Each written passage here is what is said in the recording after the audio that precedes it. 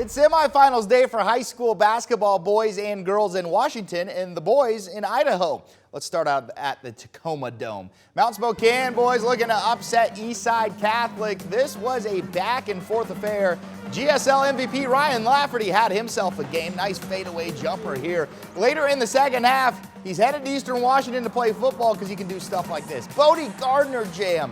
But Crusaders right there with them the whole time. Jacob Kofi with a slam for a 2-point lead with just seconds left. 2.7 seconds left to be exact.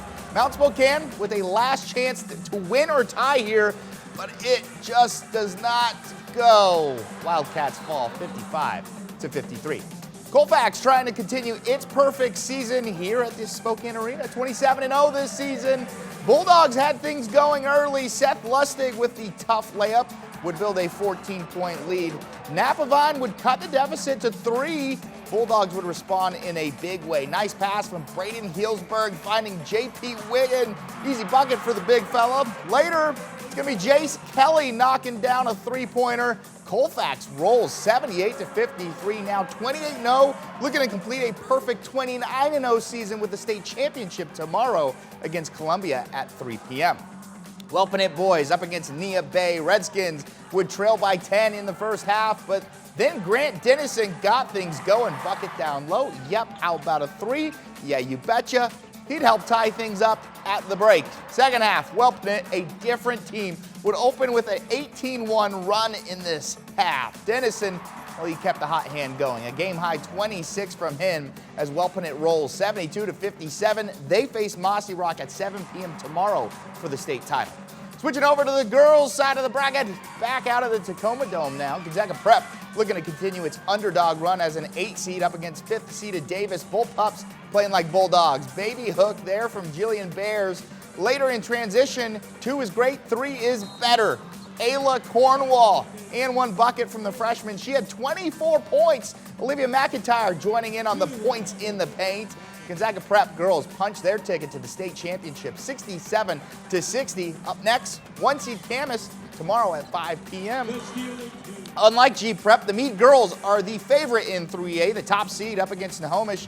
Addison Wells Morrison, the first half bucket. She had 9 points. Later in the half, Gracie Winkheimer dropping 1 from deep. Meade led by 15 at half. Second half, Winkheimer still making it rain from three-point land. She had 15 points. Snohomish made it close late, but Meade punches its ticket to the state championship 56-50. Panthers face the winner of the Garfield and Lakeside game. Okanagan up against second-ranked Warden after beating Colfax. Lauren Madsen was cooking early for Warden, would put the Cougars up by 12, well, because she had 18 points in this one. But the second half, things taking a turn for the Bulldogs. J.C. Bosell putting on a show. The steal here and bucket on the other end. She had a game-high 26 points. Have a game, why don't you?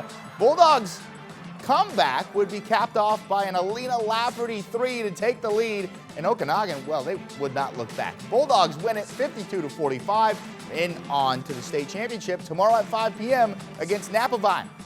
All right, now let's wrap things up with a look at some of our other scores from our teams in action. We'll start with the boys. In Idaho, Coeur d'Alene falls in overtime to Timberline from the Boise area, 60-58. Bonners Ferry is headed to the championship, 64-57 over Marsh Valley. Potlatch falls to Lakeside, 69-53. And surprise, surprise, Lapwai again headed to the championship, dominating Victory Charter 89-44. Also, Kendrick moving on to the championship, beating Garden Valley 71-58. And over here at the arena, Lake Roosevelt falls to Columbia 64-54.